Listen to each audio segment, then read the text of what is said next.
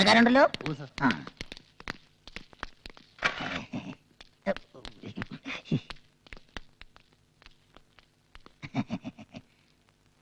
എല്ലാവർക്കും എന്റെ നമസ്കാരം.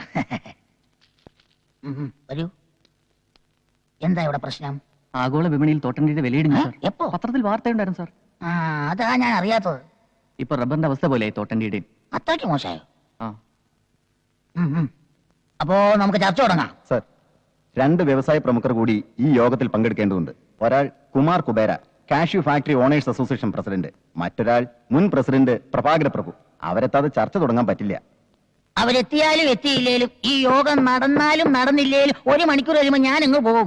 എനിക്ക് തലയോലപ്പറമ്പ് അവിടെ ഒരു തറക്കല്ലിടാനുണ്ട്.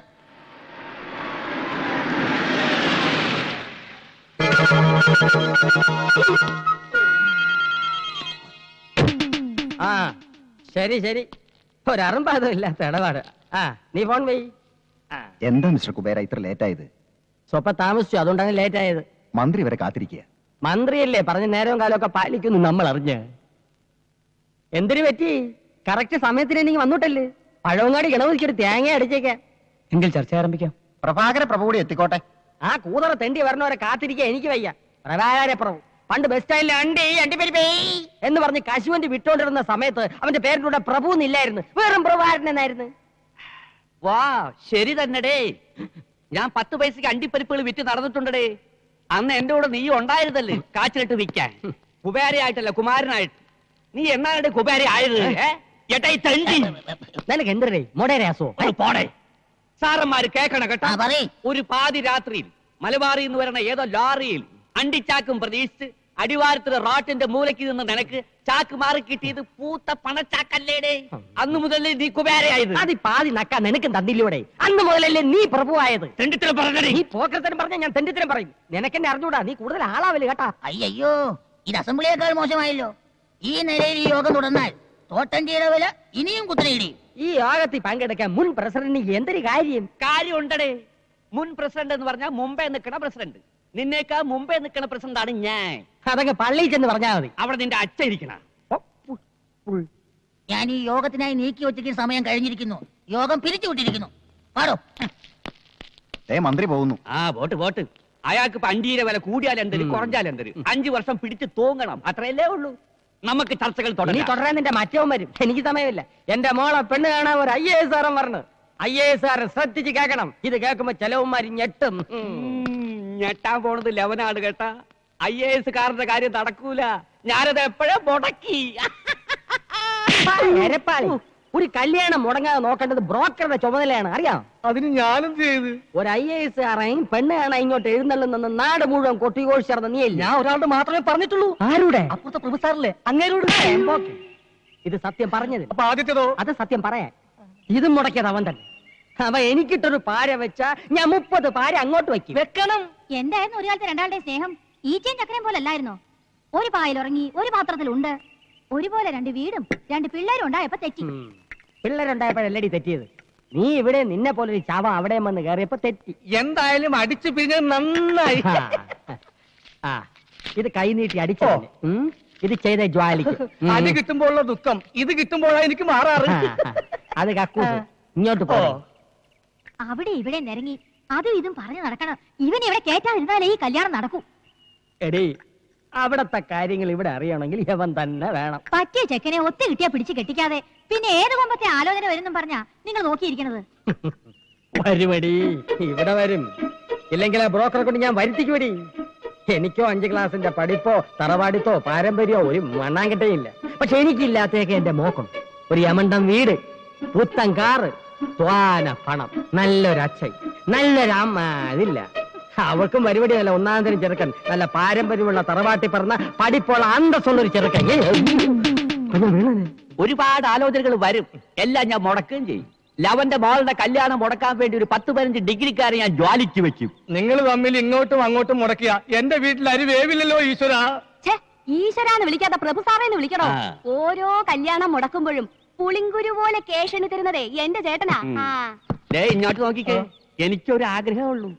ലവന്റെ മോളുടെ കല്യാണം നടക്കുന്നതിന് 1 മണിക്കൂർ മുന്നെങ്കിലും എന്റെ മോളുടെ കല്യാണം നടക്കണം.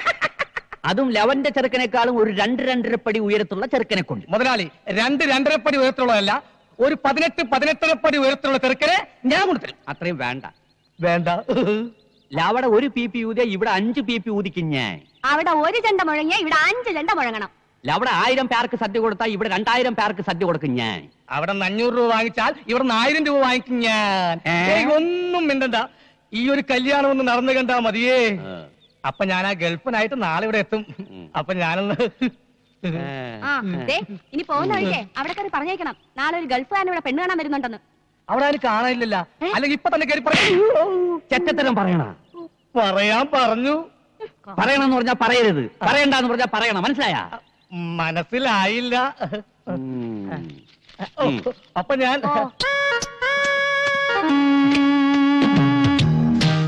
ഇത് എത്ര നേരമായി, ഒരു 1.5 ടൺ സാധനമെങ്കിലും ഇപ്പൊ അമ്മൂത്ത് വാരിത്തേറ്റ് കാണും. എന്തിനു നാട്ടം, അത് ചോദിച്ചാലേ ബോധം കെട്ട് വീഴും. അവള് വീഴണം, അതും ഒറ്റ നോട്ടത്തിൽ തന്നെ. ഗൾഫിൽ വെച്ച ഈ ഫോട്ടോ എന്റെ കയ്യിൽ കിട്ടിയത്, അതും 10-20 പെൺകുട്ടികളുടെ ഫോട്ടോയുടെ ഇടയിൽ നിന്ന്. അതിലൊരു പെൺകുട്ടിക്ക് നിറമില്ല, നിറമുണ്ടെങ്കിൽ മുടിയില്ല, മുടിയുണ്ടെങ്കിൽ തടിയില്ല. ഏത് പെൺകുട്ടിക്കുണ്ട് ഈ 3 ഗുണവും? ഉണ്ട് ഉണ്ട് ഉണ്ട്, ഈ പെൺകുട്ടിക്കുണ്ട്. ഇത് കിട്ടിയെന്ന് മുതൽ എന്തോ ഇവളെന്റെ ഭാര്യ ആയതുപോലെ ഒരു തോന്നൽ. ഇവിടെ നോക്കിക്കോടോ, കറക്റ്റ് മാച്ച് അല്ലേ? ഞാൻ തീരുമാനിച്ചോ മനോഹര, ആദ്യം പെണ്ണ് കാണുക, പിന്നെ ഡേറ്റ് ഫിക്സ് ചെയ്യുക, പിന്നെ കല്യാണം കഴിക്കുക. ഒരു 2 മാസം ഹണിമൂണൊക്കെ കഴിഞ്ഞിട്ട്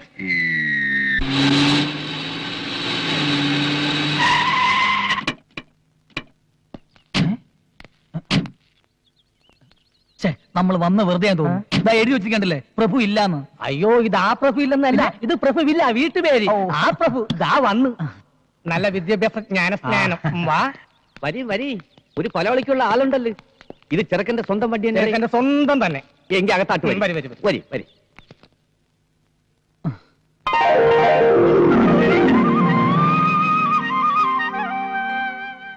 ഗൾഫി അല്ലേ? അതെ. ഗൾഫി എവിടെ? ഒമാൻ. ഒമാൻ? ഒമാൻ അറിയോ? ഇല്ല. ജോലി AC മെക്കാനിക്കാരന് പോയെങ്കിലും ഇപ്പൊ ബിസിനസ് ആണ്. അപ്പൊ വർഷാപ്പുകാരൻ തന്നെ. മാസം എന്തൊരു കിട്ടും? ഒരു 10,000 റിയാൽ കിട്ടും. അപ്പൊ കാശായിട്ടൊന്നും കിട്ടില്ലല്ലേ? അല്ല പെണ്ണെന്ത്?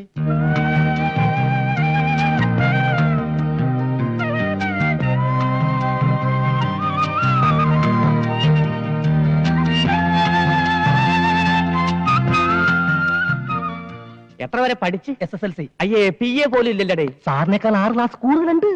അല്ല, പോളിടെക്നിക്കിൽ ചേർന്ന് ഡിപ്ലോമ എടുത്തിരുന്നു. ടിപ്പമാ. അല്ല പെണ്ണിനെ കണ്ടില്ല. ഇയാൾക്ക് എന്തിനത്ര ധൃതി പെണ്ണിനെ കാണാൻ? നീ തന്നെ അല്ലടേ ചെറുക്കൻ? അതെ.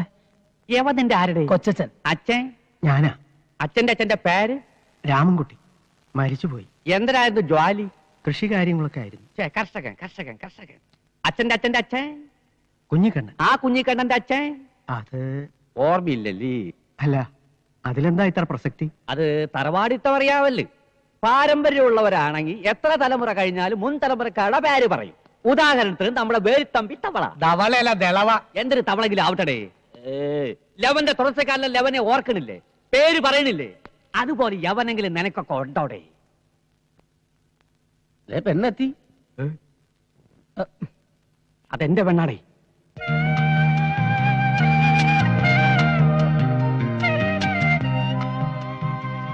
ഇനി ഇവർക്ക് വല്ലതും സംസാരിക്കാനുണ്ടെങ്കിലാവാം. അകത്തേക്ക് ചെല്ലടാ. അകത്താട്ട് കാറിലും പറയലൊക്കെ കല്യാണം കഴിയുമെങ്കിൽ. അല്ല, പരസ്പരം ഇഷ്ടപ്പെട്ട സ്ഥിതിക്ക്. അവന് ഇഷ്ടപ്പെട്ട്, പെണ്ണിന്റെ തന്തയ്ക്ക് ഇഷ്ടപ്പെട്ടില്ല പൂപ്പ. ഞങ്ങൾക്ക് വേണ്ടത് നല്ല 1-ാം തരം തറവാടുകളാണ് കേട്ടാ. നിനക്കൊന്നും അത് ഇല്ലല്ലേ? ഞങ്ങളുടെ തറവാടത്തെ കുറിച്ച് പറയാൻ നിങ്ങൾ ആരാ? നിങ്ങളുടെ തറവാടത്തെ എന്താണെന്ന് ഈ നാട്ടിലുള്ള എല്ലാവർക്കും അറിയാം. എന്റെ തറവാടത്തെ പറയാൻ നീ ആരുടെ? കാര്യം പോടിയകത്ത്. കുറച്ചുകൂടി സൗമ്യമായി സംസാരിക്കണം. അതെ, ഞാനത് പറഞ്ഞു വരായിരുന്നു. കണ്ണി കണ്ട ചണ്ടികൾക്ക് പെണ്ണാലോചിക്കാനുള്ള അല്ല എന്റെ വീട്. ഗൾഫിൽ പോയി പൊരിവെയിലത്ത് പണിയെടുത്ത് കാശുണ്ടാക്കി നിന്നെ ഓർത്ത് അച്ഛൻ അഭിമാനമുണ്ട്. ഇതുപോലുള്ള ബന്ധം അന്വേഷിച്ച് ഈ അച്ഛന്റെ മാനം മറ്റുള്ളവരുടെ മുമ്പിൽ കളയരുത് മോനെ. വാ തന്നെ ചെല്ലി. ഒരുത്തിയെ കെട്ടി കൂടെ 1 മാസമെങ്കിലും കഴിഞ്ഞ് ഉടനെ തിരിച്ചു പോകണമെന്ന് കരുതി വന്നവനാ ഞാൻ. 1 മാസത്തേക്കാണെങ്കിൽ തൽക്കാലത്തെ കൊരണത്തിന് അഡ്ജസ്റ്റ് ചെയ്ത് തരാ. ചെറ്റത്രം പറയാടോ. അല്ലേലും തന്റെയൊക്കെ വായന ഇതല്ലേ പ്രതീക്ഷിക്കാവോ? ഒരു കാര്യം പറ, 1 മാസത്തേക്ക് ഒരു ചെക്കനെ ഒന്ന് അഡ്ജസ്റ്റ് ചെയ്യാൻ പറ്റുമോ? സാർ ഇത്രക്കാരനാണ് സ്വപ്നത്തിൽ പോലും വിചാരിച്ചിരുന്നില്ല. അതിനല്ലടോ, ഒരു പെണ്ണിനെ കെട്ടിക്കാൻ പറ്റിയ ചെക്കൻ. ആ പ്രഭാകര പ്രഭുവിന്റെ മകളുടെ കല്യാണമാണ് ഇനി എന്റെ സ്വപ്നം. ഒരു കാരണത്തടിച്ചാൽ മറുകരണം കാണിച്ചു കൊടുക്കുന്ന സാക്ഷാൽ മഹാ ബലിയാണ് സാർ. ഞാൻ പറഞ്ഞ ചെക്കനെ കുറിച്ച് എനിക്ക് ഒത്തിരി സങ്കല്പങ്ങളുണ്ട്. സാറിന്റെ സങ്കല്പങ്ങൾ ഓരോന്നോരോന്ന് പറഞ്ഞാട്ടെ, ഞാൻ എഴുതിക്കൊള്ളാം. എഴുതിക്കോ. തെണ്ടിയിൽ തെണ്ടി, തെണ്ടിയിൽ തെണ്ടി, ആ. അതായത് അതെ. ദരിദ്രവാസിയിൽ ദരിദ്രവാസി, ദരിദ്രവാസിയിൽ ദരിദ്രവാസി, അതായത് ഡിഡി. തന്തയില്ലാത്തവനിൽ തന്തയില്ലാത്തവൻ, തന്തയില്ലാത്തവനിൽ തന്തയില്ലാത്ത, അതും ടിറ്റി. ചെറ്റയിൽ പരമചെറ്റ, ചെറ്റയിൽ പരമചെറ്റ, അത് CPC. സാറേ, അതേടോ. എന്റെ അച്ഛന്റെയും ബന്ധുക്കളുടെയും മുന്നിൽ വെച്ച് എന്റെ തൊലി ഉരിച്ചു വിട്ട് അവന്റെ മകൾ കെട്ടുന്നത് ഇങ്ങനെ തന്നെ ആയിരിക്കണം, അല്ലേടോ? അങ്ങനെയും ആവാം. തനിക്ക് ഞാനൊരു 25,000 രൂപ തരും. അങ്ങനെയാണെങ്കിൽ ചെക്കന്റെ ക്വാളിഫിക്കേഷൻ കുറയും, എനിക്കത് പോരാ. പോരെ? ആ, പിന്നെ എനിക്കൊരു 50,000 രൂപ കിട്ടണം. അപ്പൊ മറക്കണ്ട, കള്ളുകുടിയൻ, പെണ്ണുപിടിയൻ, തല്ലുകൊള്ളി, താൻ തോന്നി. ഇതിത്ര ആലോചിക്കാനൊന്നുമില്ല, നിന്റെ കുടുംബത്തിൽ തന്നെ കാണൂലേ? ഉണ്ട്, ഒരാളുണ്ട്, മച്ചാൻ, മാട്ടുപ്പെട്ടി മച്ചാൻ.